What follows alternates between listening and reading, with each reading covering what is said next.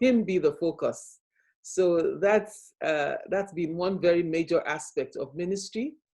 Another major aspect of ministry was working with the Redeemed Christian Church of God, which I like, particularly because of one of the ways in which the Redeemed Christian Church of God operates, which is having bivocational pastors, so that most pastors are not dependent, they're not paid by their churches, but rather we have a job in the secular world, and then we also have a full-time job in ministry.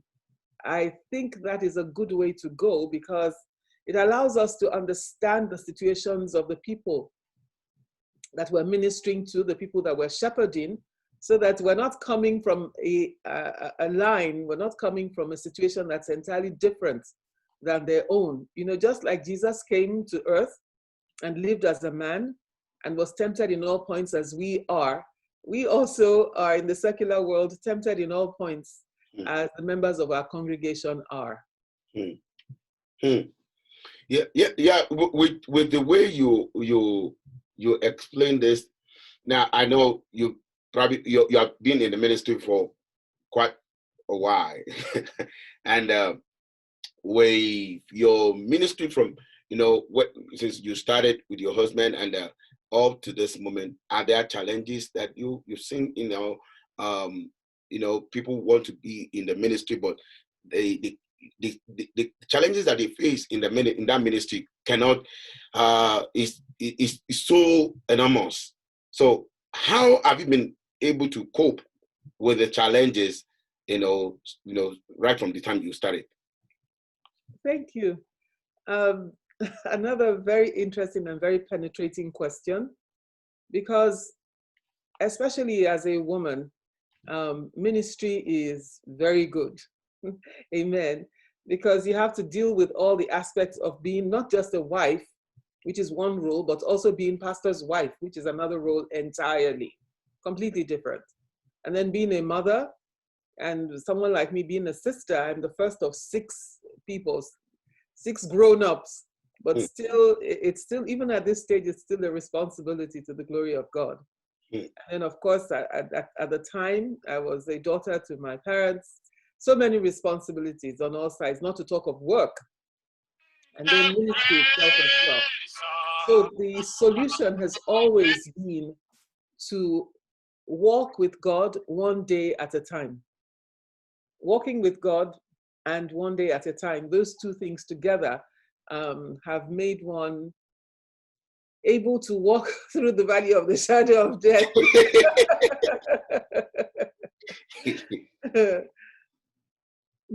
Yeah, but when we look at, I want to quickly check one thing that I have on my list here, and I was wondering, there are a lot of people that want to be, what do you see about women in inequality when it comes to the issue of women coming into ministry and people being in the ministry with them?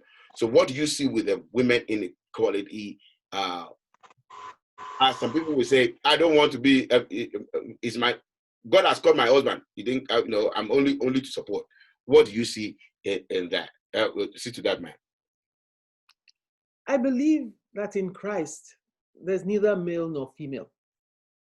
That God has put in each person the capacity to serve him, and he has created different capacities for us to serve him in. Yes, there are women who are not called to the pulpit, but I believe that everyone who is a Christian is called to ministry. We may or may not be called to a very visible ministry. We may be called to a very visible ministry, whichever way. I believe everyone is called. Now, regarding serving alongside the husband, I think first and foremost, that depends a lot on the husband. I thank God for my husband. He's a pretty open-minded person. Long before I began to minister alongside him, I saw him recognize the gifts and callings in women and put them in prominent positions in ministry without prejudice against their gender. And in ministering alongside him, I make sure I mean, I have the clear understanding that he is the one who is the pastor. You know, because as a couple, often opposites attract. So many times the way the husband thinks is very different than the way the wife thinks. And if the wife or the husband, if they will argue each other down into the ground, then there's no going forward. There just has to be a leader. And if God saw fit, because like I said, my husband did position a number of women in ministry. And some of them, the woman was pastor and the husband worked alongside her. So, and I'm sure that at least the couples that I did see, they worked very well together. So it means that in those cases, the husband was able to recognize that this woman is the one who has been called to be the pastor, and I'm going to work with her. In the same way, I recognize that my husband has been called to be the pastor, so I work alongside of him. I don't try to be the pastor, at least most of the time. I think 98% of the time, I don't try to be the pastor. Yeah, but when we look at the situation of things out there, in a place whereby a woman happened to be the one that I've seen these two occasions whereby the husband being a pastor, but along the line, for some reason, God started using the woman. You know, the woman discovered our own passion and code and everything, and God used that to actually elevate the ministry. So the ministry of the woman become more obvious to the more pronounced to the word compared to, you know, the man. How do they? What will you say about that? And there are some that they are called into the ministry, but they see themselves. Their husband is just only, you know, go ahead. If God has called you into that ministry, I release you. Don't worry. you go ahead. You get my support. It's not that they are not happy with it, but they are not part of that same code. Yes. I think the operative word is in the eyes of men, in the eyes of people. Because what really, really matters in ministry is what happens in the eyes of God. If a woman becomes more prominent in the eyes of people, that does not mean that the husband is any less prominent in the courts of heaven. It does not mean that at all. Yeah. Sometimes you see a very, very, I admire Billy Graham, I admire Billy Graham very, very much. And when you read his autobiography, you find that his wife was very set on becoming a missionary herself.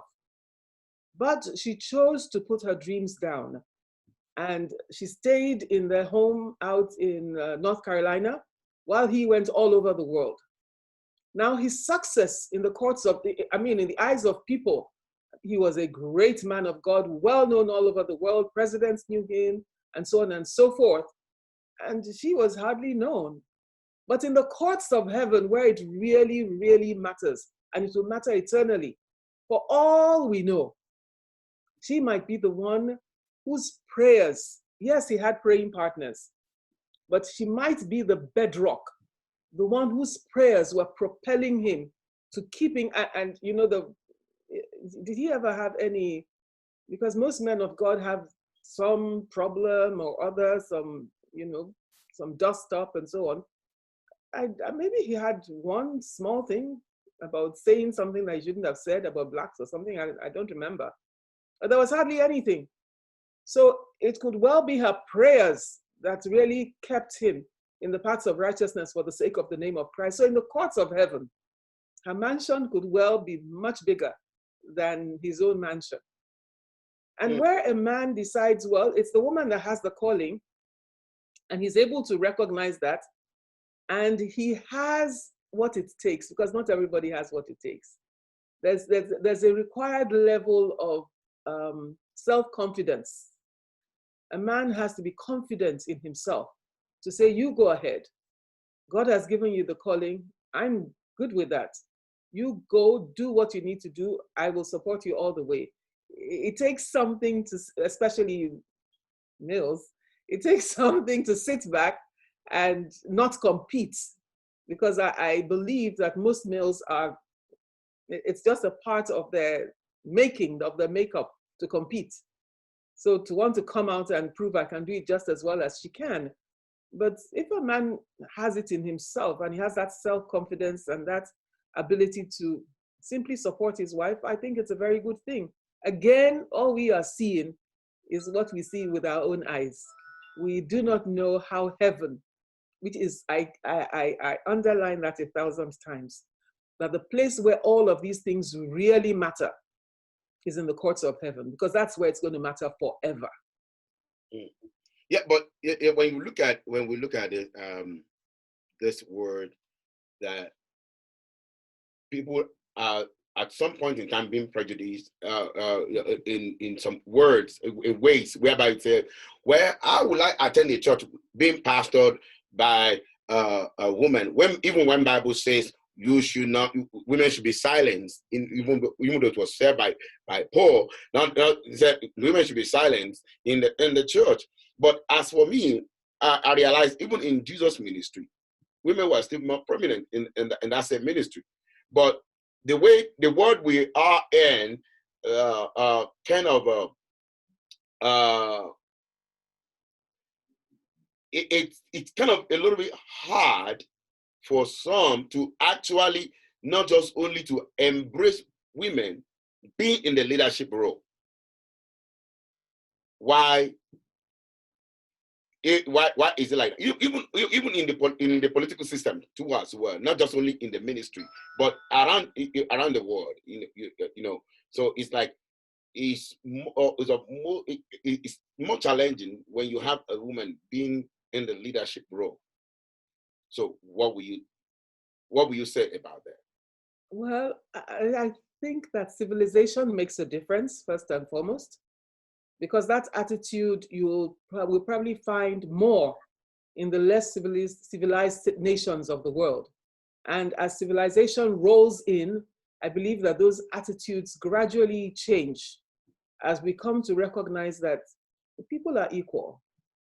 Male, female, created he, them, people are equal. And then, of course, when I see gentlemen like that, I just feel they must have a reason for being that way. But if they're Christians, I'm expecting that, the word of God that says that we should not be conformed to this world, we should be transformed by the renewing of our minds. It's easy for me to believe that the deeper each person goes into Christianity, the easier all of our prejudices fall away. Because, just the same as a male could look at a female and say, why should I listen to anything she has to say? Why is she at the helm of the ministry? Someone who's white could look at a black person and say, well, what on earth? I don't think I should follow her. Or someone who's, I don't know, someone who's younger, someone who's older could look at a young person, like Timothy, and say, why should I listen to a young pastor? I mean, what does he know? How long has he lived? What has he seen? Why on earth, what reason do I have for sitting down and listening to him? But God is at work and we're all being transformed from one level of glory to another day by day, and he will help us.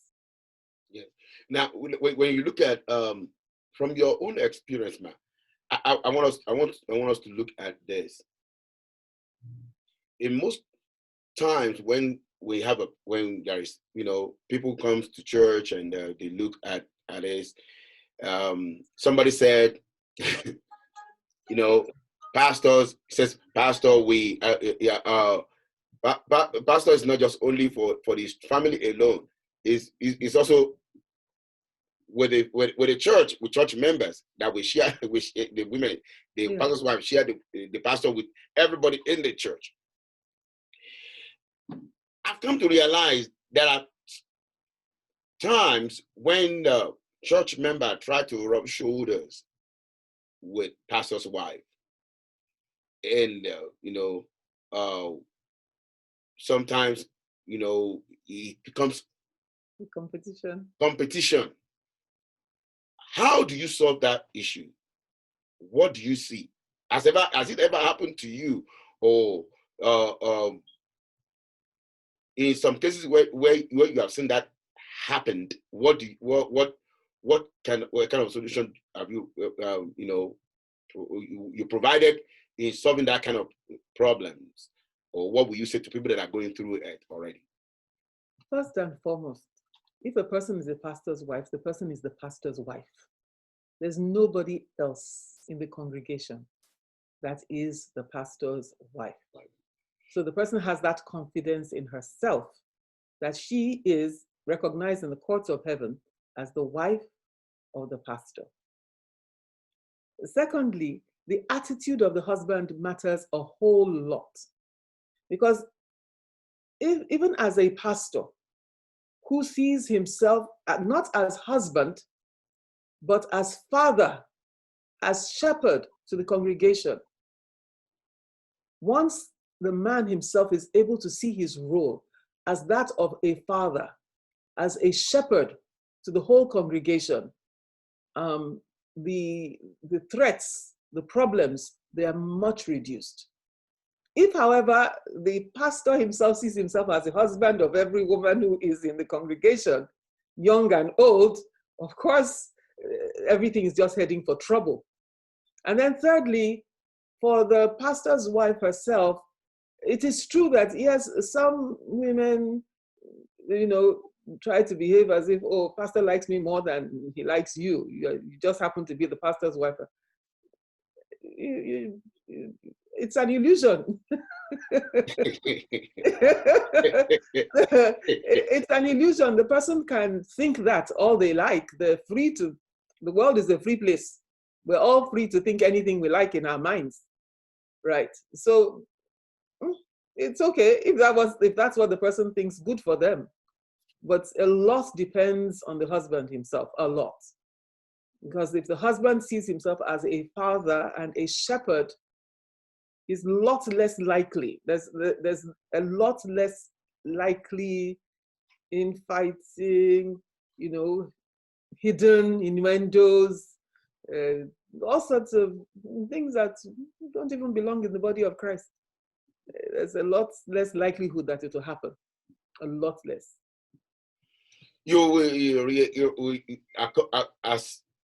As a profession. Yes. Let me go back to this. What made you feel I can leave my profession and go into full-time ministry? Knowing fully well, as a doctor, as a physician, you don't want, that's a career right there. And you want to just leave your career and follow your husband and join the ministry. What kind of courage do you have to do that? Entry ministry is not following husband. Each man shall stand before Christ by himself. Amen. So it's a decision. If we're called to ministry, we enter. If we're not called to it, we stand back. Entry ministry, each one shall give account of himself before the living God.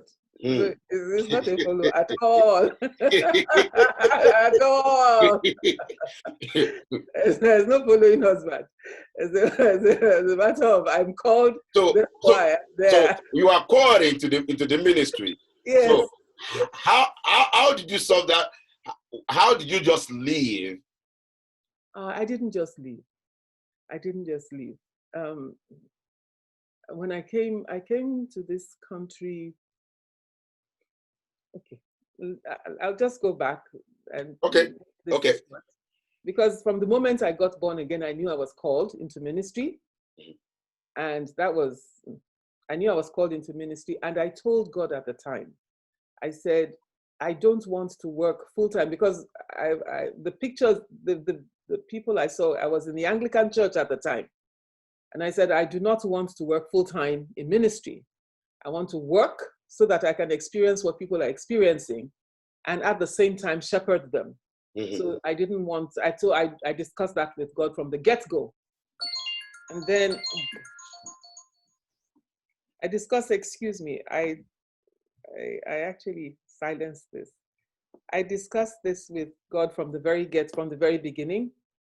This was years before I came into ministry at all. And then continued my work, emigrated to the United States, at which point I left medicine. I left medicine because I didn't feel able to handle medicine as well as all of the things that I needed to handle.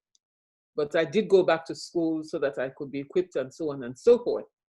And at a certain stage, I began to find it difficult to find work. But I was so persistent and so insistent. I really, really wanted to continue to work. Really, really wanted to continue to work. But the more I tried, the more difficult. In fact, there was a job I found, fantastic job. And at the interview, the person who interviewed me told me right off that they were going to take me on. During the interview, he told me, I mean, it was a panel and he was the head of the panel. And he told me that they were going to take me on and blow me down if I didn't get back to California. I started waiting for a start date and it just didn't work. So I went crying to God. I can't stand this. You said that whoever does not work should not eat. And I gave God when I'm praying, I write pages full in my journal. When I'm really, I wrote all sorts of arguments. He said I should bring forth my strong proofs. Here are my strong proofs why I should work and da. And then because I've always been such a strong proponent of people working, I can't understand why a human being would be alive and be tooling things about and not working. What are you? I didn't realize I was a workaholic. So to cut a long story short, it was like a forced entry into full-time ministry. It really was not my choice. It wasn't. I was a workaholic. I had to be cured. That took several years, more than a couple of years, to cure me of that. And then even I don't want to call it arrogance or pride of looking at people and thinking, how can anybody exist without wanting to work? I just don't understand it. I hope that I'm fully cured of that. I'm not sure yet, but I hope that I'm fully cured of that by now. So it was a forced entry. That's that's the long answer to a short question. But with that, and you started what God has called you into, and I believe around that same time, you started, having children and everything. How did you juggle everything together with the children, with the work, with the ministry, everything all together? Without making anything to fall apart. I know we talked about challenges in the ministries on his own, because ministry comes with his own baggage of challenges. So how do you survive those times? Because I know there are some people that are thinking, I don't think I can do this work. I can either do this work or do this ministry or do what God has called me to do. Their own problem is not the ministry. It's just God is calling them to do certain things. It doesn't have to be a pastoral work. It doesn't have to be something different. But you look at your work, what you have around you right now, and you are feeling that. I don't think myself feel being fulfilled in this way with all what I have around me. But I have come to tell you there are somebody who has also been through all that time, and God sought her through, and now she can actually say, indeed, God have seen me through. So how did you manage to get through all those times? One day at a time. That is what it was. It was one day at a time. I have 5 wonderful daughters, gorgeous young ladies. Sometimes I say if I'd had my children in America, I wouldn't have 5 children because you have help back home. Only the baby was a baby I had in Birmingham. Everybody else was born in Nigeria, and then we brought them all over here to the United States, and then it was even busier. But on getting to the United States, my husband did what he never used to do back home in Nigeria, which was get very involved in taking care of the children. Mm. Very, very involved. And that makes a world of difference. So I was not doing it alone. There was a lot to be done, but I was not doing it alone. So with taking, walking with God one day at a time, it was difficult. I have to be honest. It was difficult, but it was doable. It was doable. And thus far, he has helped us. When you talk about your husband, because that bring me and get me to another question that that looks like, we are full of traditions and the customs that we lead in back in Africa. My father is this one. My mother, I've never seen my father cooking for my mother. I've never seen. Everybody comes with one kind of traditions and everything. In my tribe, we don't do this one. In my tribe, the men are this one, men are that one. But when you said your husband was deeply involved, what do you mean by deeply involved? And how? What will you say to men of these days in being involved in the family matters? That scripture was one of my first scriptures I learned by heart, that we shouldn't be conformed to this world. And then I looked at it, I learned it from the Amplified, all its traditions, all the things that we have learned of our forefathers. We can't live by that. We have to be transformed by the renewing of our minds. There's no two way. If we really, really love God, it can't work any other way. It can't work any other way. Because everything changes. Everything about life changes completely. My husband was of the type that he would throw money at anything. Get a driver. If he's complaining, I need a house, get it this. The money, take. Money was the solver of anything. And then we came to the United States. And no matter how much money you have, are you going to hire a chauffeur who's going to take the children to school? And you take children to school, you'll talk to them. When you're taking them there, you talk to them when you're taking them back. And then you develop patience because you drop them in school. Say, Daddy, my homework, I left it on the dining table.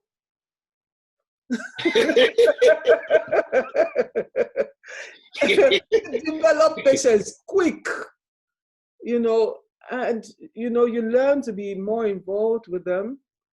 It took time. It certainly took time because it wasn't something that he was used to, if I'm speaking about my husband specifically. But there's a new generation of men that is coming up that I really admire, because these are men who understand the need to negotiate. They need to be understanding with their spouse. They need to understand that they're not up there and the woman is down there just because she's a woman. Where even the older generation, sometimes I look at them, I think, you have daughters, Yeah, some of your children are daughters. Is anybody going to treat them the way you're treating your wife? You will not like it. So you had better adapt. And yes, and behave the way you would like a husband to treat your daughter. God is our helper. It is him that helps us to remove all of those old traditions and beliefs and values and ideals. Because my father behaved this way, therefore it's right. No, the fact that he did it doesn't mean it's right. It's the Christ way that is right, and that is what we need to listen for and follow. We can't afford to follow just because that is what our fathers did. We can't. Yeah, but when we look at the issue, I've heard a couple of things that families go through when it comes to people having their family come here, in-laws come here, and they see the husband cooking, and because I learned this, as well, realizing that when you get here to another country, which is not Africa, because African people believe, or our tradition belief says, women are meant for the kitchen, and men are meant to these ones, and all kind of rules and regulations, and in that kind of form. And all of a sudden we find ourselves that when you come here, anybody that gets home can cook first. Yes, anybody can that gets home. Men can also be in the kitchen helping out. making food. That does not mean, that does not make you less of a man. And still, but we still struggle in dealing with that. There are some men that will not even touch baby diaper. There are some men that will not even carry, will not help in carrying a car seat, to help you put the car, a baby in the car. They believe it's your job. Your children is crying. They believe, oh, your child is crying. You need to pick him up or pick her up or do something, in which is also causing much problem. Because in Africa, you can get help, as you said. You can get help. It's easy to get help from in Africa. But here, if you want to actually, have peace of mind and have better home in here, both of you have to come together and to work things together and cut your expenses, by reducing how much you're going to be spending at the daycare. And has there ever been time whereby you and your husband has to, change time in rotating, maybe like my own, I have to switch. I have to start working at night so that my wife can, stay with the children during the daytime, and after that, when she goes to school or work, and then I can get, I can stay with the kids in the during the daytime. So, is there any time, any situation like that in your own time? Most usually when having your children around you and raising them.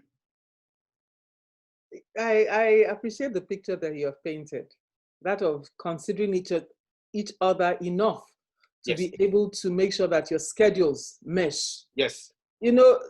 I always think that the fact that a prince takes off his royal robe and sweeps the floor does not make him any less of a prince. Yes. The fact that a man carries the car seat, it doesn't make him any less of a man.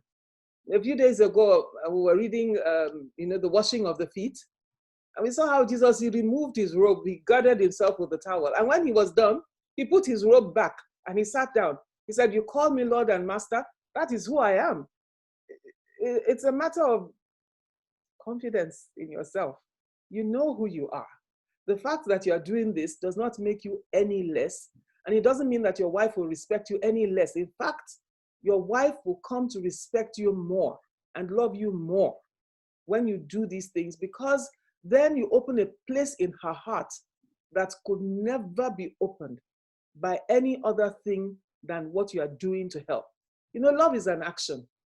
Love is an action. We cannot just be opening our mouths and saying, I love you, and then no action that follows. That is not love. Love is an action. So it's these actions that mesh together to make the family the whole that it's supposed to be. So that's balance. That's, fortunately, Pastor had, he's always been a lecturer. That is what he did across the years that we have been here. Mm-hmm. I probably had the more extended days and worked further away from home a lot of the time. But I also had the flexibility that it was not every day that I had to be out. So one way or the other, we were able to marry our schedules and make things work. There's a matter of communication involved. Yes. Because it's that communication that brings agreements. So with that, in raising children, what would you say to people with being a pastor's wife, also called into the ministry? I know I can also see you as a counselor. Most importantly, that you're also a physician, so you are pretty much a counselor. When we have children, if you have 5, 6 children, you can believe all of them have different behavior. And with how will you address the issue of raising children in America compared to raising in Africa? Because this is 2 different parallel lines that we struggle with. You know, I've heard some children that would say, my African parent. They'll tell you, I'm my African parent, because they believe, you know, in raising children, some people believe it's your duty. Then there's a proverb that says, that says, any child that is good is of the father. The one that is of a little challenge is of the mother. So, so when we look at this kind of life, what will you say to parents in raising children together? What will you say to, about that? Pastor Nero did some. I was looking to see if I could find the flyer for it, because Pastor Nero held this. He was invited to Amplify Africa, to hold this Zoom discussion with younger people, about 40, 50 of them from different African nations. I think only a few, in fact, were Nigerian. And they were full of complaints about African parents. Why did they do this? Why didn't that? And he had the chance to explain clearly to them, very, very clearly. It's on his, I'm sure it's on his Facebook and in his YouTube, the Open Pulpit YouTube channel. There's a report of that Amplify Africa talk. Because you could see the connections between the way the children feel and the way the adults feel. You know, the major thing I believe is this. In America is a democratic country, practicing democratic country. So even younger children are considered as human beings per se, with rights of their own. Yes. And where we come from, that is not the situation. You are considered a child until you finally leave home, which will usually be about the age of 22, 24, 25, which we don't do in the United States. You don't stay that long. You are considered a child, so therefore what your parents say goes. You do what they say, you don't argue. They can ask you to do things. Here, if you ask a young person, please do, number one, if you don't say please, that thing is not getting done. And then number two, you say, please do such and such. They're like, Mom, they make you understand. They have their own schedule because they also live a busy life.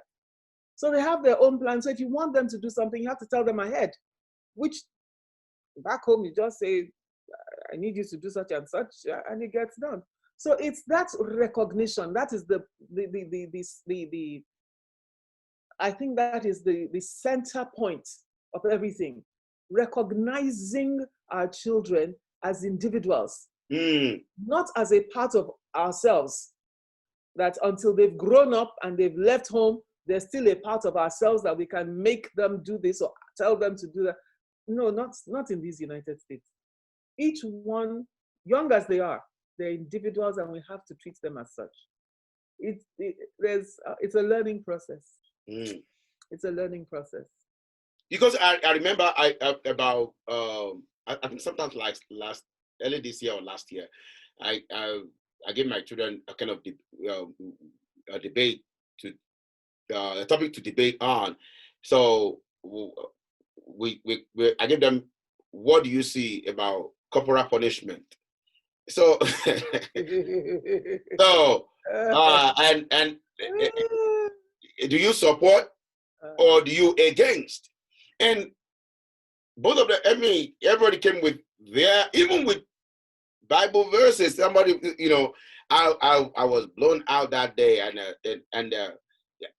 they made me to realize certain things, why it shouldn't be implemented in the society, and some say, well, why it should be, the one for says, well, it should be implemented because Bible says so, and spare not the rod and everything, and the other one says why it should not be implemented. As a matter of fact, when you listen to them, you will see where they are coming from. And I realized that, there are some things that we African parents or people, parents should understand. Even though the American system or every other system, the Western world system might be overboard sometimes. But at the same time, it's better to juggle everything based on what Bible says and wisdom to actually train up your children. We should see, just the way you said that we should see children as an individual, not just as the way you wish to train them. In Africa, we understand that if your mother says, want to say, oh, make sure you wash the plate, they will say, make sure you wash the plate. They will tell you, if it's your father that born you, don't wash that plate. Is the opposite of telling you to go wash the plate. Don't let me see you wash that plate. That means the child will say, okay, don't let me see you wash the plate. That means I should not wash the plate. So, but in Africa, the children will understand that that's what my mom said. If you say that in over here, that means you just said I should not wash the plate. So, yeah, but that is just the only thing that we see going on, and the way we interact with them make them feel like I'm your mother. We have not come to the level of being. There is a role for us. There's a time for us to be a mother, and there's a time for us to be a friend. Because we anytime we ask them questions, we ask them to do something. Your children will always want to ask you why. In Africa, back home, in my own time, you dare not ask why, because your why will follow punishment. Just don't do it. That's what I need you to do. And when you just don't do it, that means the case is closed. But here, parents have to come to a place whereby they have to understand. They must be able to explain everything into detail. Why? If the child asks why, you must give the reason why. Otherwise, you will leave that child,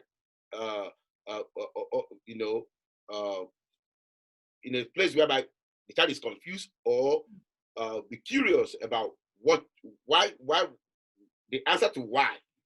Now, in choosing career, did you force your children to just, you must study medicine like just the same way I studied medicine, or you must, do you choose career for your children, or you just support them?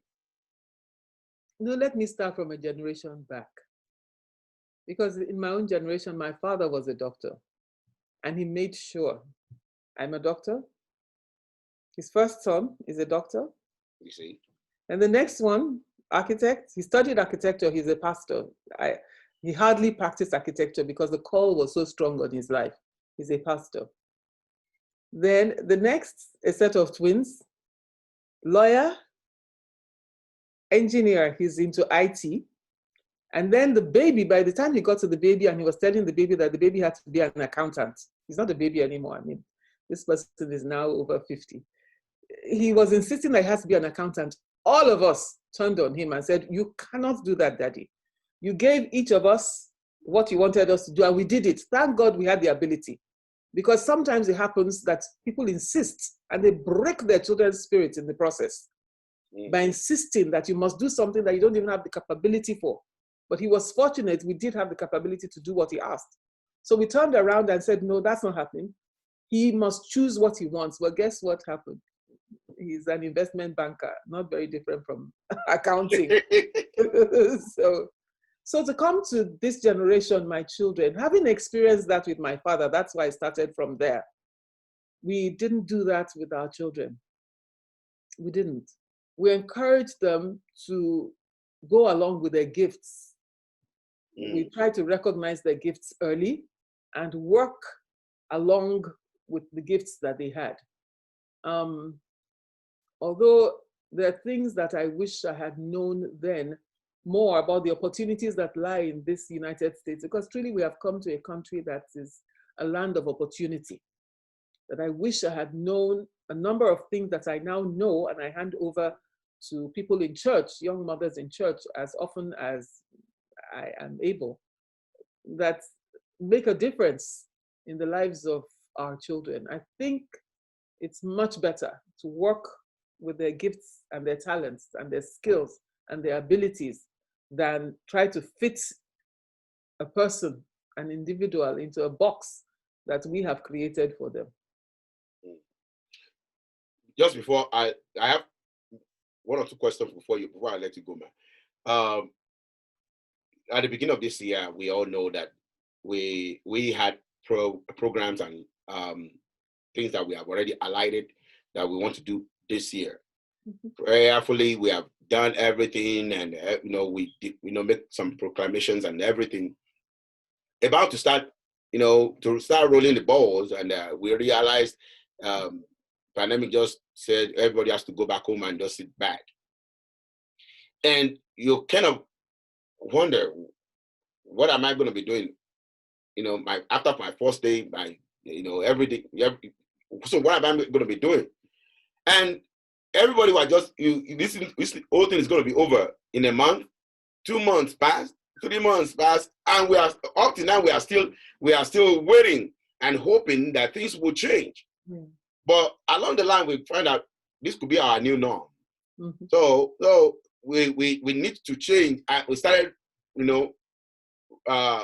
digging into our life. What other thing can I get myself going with? If what is going on in the world is not changing right now, what else can I find? What else can I do?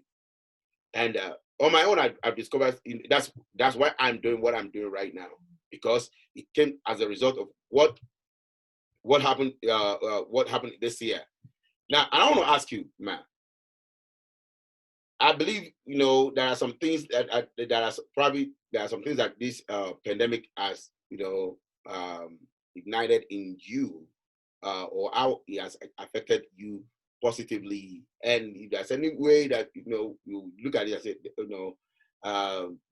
the negative part of it or the positive part of it, but for some reason you find yourself doing some things that you have probably you have not done before, or you have just discovered, what could that be, man?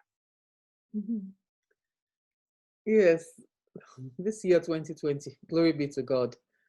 And the short answer, two major things that I'm in the process right now. I've done other things and I will do other things.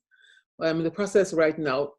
Something I call Selah, a success for young people, taking the book of Proverbs and making it into little bits and then creating videos for each of those little bits. There's a wonderful young lady, her name is Tomido, that is helping to create videos for the different little bits.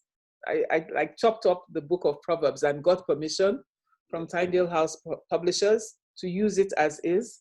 And then so we're making it into videos to put on the internet, believing that people who would not normally want to read the book of Proverbs, which I believe is written primarily for young men. And if anybody needs wisdom in this world we're in, it's young men. And yet I don't think they would normally read that book of Proverbs. So to make it readable, to make it accessible, to make it attractive to them, that's the goal of that. And then the other is called Gisting with Jesus. That is actually in its inception. And that is, like you said, going through the pandemic sort of brings back to one's mind, what do I really believe? I know a lot of what I've been told. I know a lot of what I've learned. I know a lot of all of those things. But what do I, myself, really believe in the Word of God? So I've been going through the book, actually started from the Gospel of John, and just going virtually verse by verse and thinking, what do I believe? And when I started, I found it so interesting. I thought, I want a record of this. I want a record of what I believe. I want to put it on YouTube. Just say it to myself so that the record is there. And then I decided, well, if you're putting it on YouTube, why don't you open it up? Why don't you open it up? Somebody else might see it and find it useful or have something to add to it. So again, that is in the works. It's called Gisting with Jesus. So those are the two things that right now, there are other things, like I said, but right now, those are the two things I'm on. Yeah. And my final question for you, man, is just, I know that there are people that are also out there, because this program is just, what you have done, what you are still planning to do, and to also, bring innovation to people that are still sitting down there and still wondering.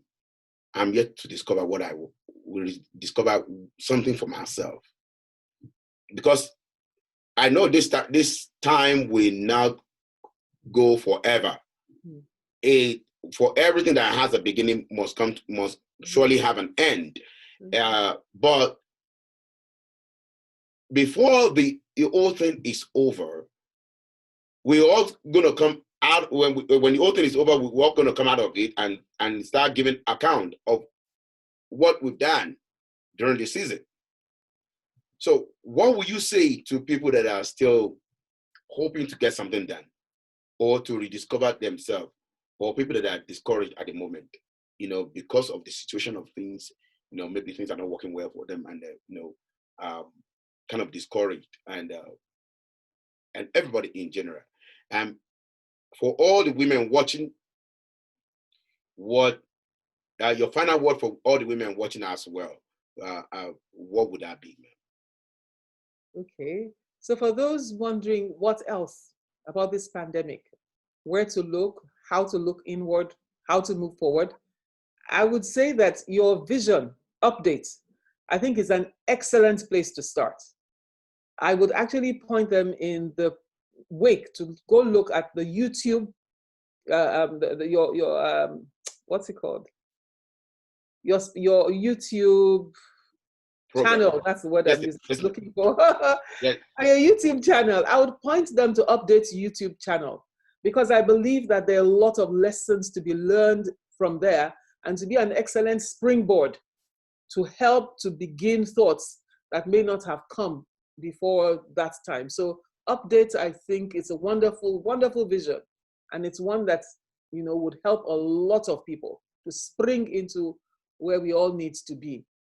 And for women who are watching, I would just say, number one, I love you all. Having not seen, but believing, I love you all, every single woman who's watching. I trust God that He has an excellent plan for your life, and that you will walk in that plan. And that to get into that plan, number one day at a time. If we overthink it, it becomes overwhelming. One day at a time, but most importantly, one day at a time with God.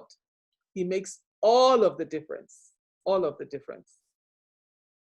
Thank you so much, man.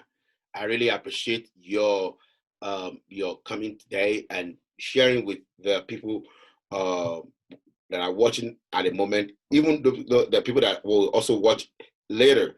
And I know every word that you have shared today, we definitely, will go into their life as a seed and grow to become, to give back to fruits that we benefit lives and generations to come. And I also believe that this word that we are doing right now will continue to expand in the life of everybody, that we will be able to go back to our drawing table and see what do I need to take out?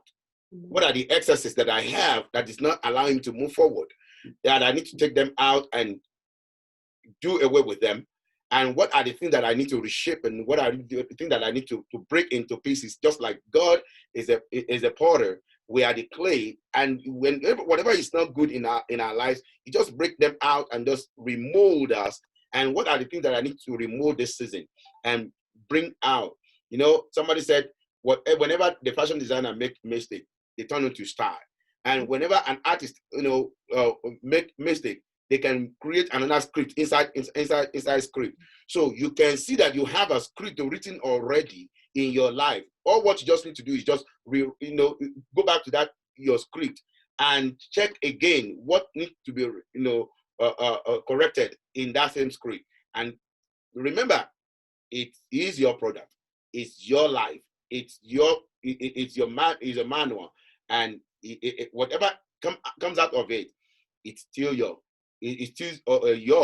and that's why you have to go back. Don't let this time go away without reevaluating yourself.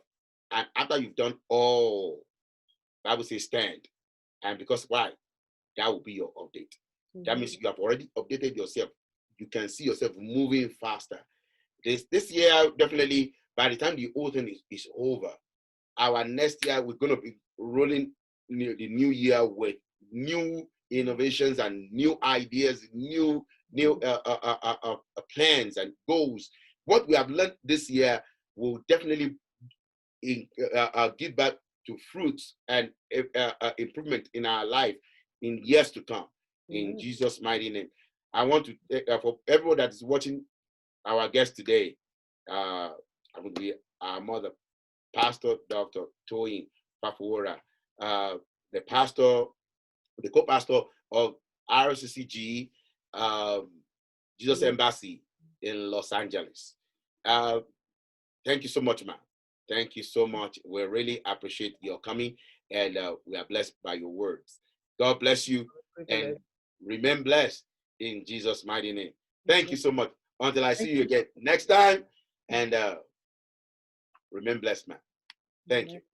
Thank you.